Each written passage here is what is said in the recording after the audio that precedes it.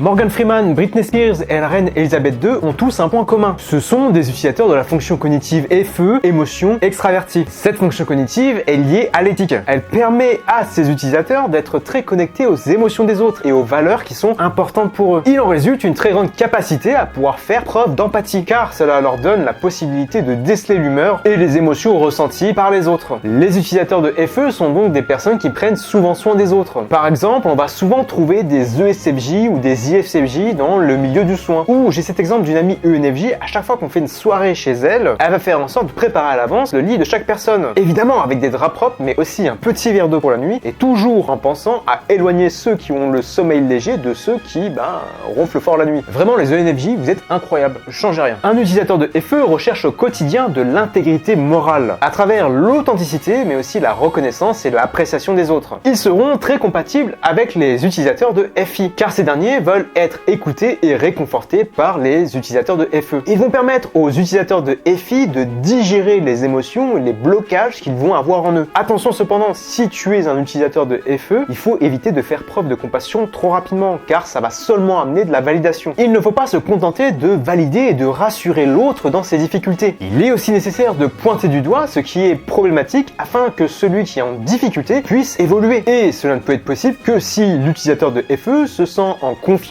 et valorisé par la personne en question. Vu qu'il passe son temps à vouloir donner des bonnes émotions et des bonnes sensations, être valorisé sera une preuve de loyauté de la part de l'autre. Et si l'autre personne est loyale, il devient plus facile de dire les choses, même quand celles-ci sont désagréables à entendre. Attention aussi, les utilisateurs de FE ont une grande tendance à se sacrifier pour les autres, ce qui fait qu'ils sont particulièrement sensibles à toutes les tentatives de culpabilisation. Et ça peut fonctionner pendant un temps. Mais si tu culpabilises à répétition un utilisateur de FE, faut vraiment que tu sois prêt pour une explosion complète de votre relation. Donc il faut avant tout leur témoigner de la reconnaissance, de la gratitude et leur montrer en quoi ils sont spéciaux à nos yeux. La vidéo est terminée. Si t'as trouvé ça intéressant, n'oublie pas d'envoyer le like qui fait plaisir et surtout à t'abonner afin de tout simplement voir la suite.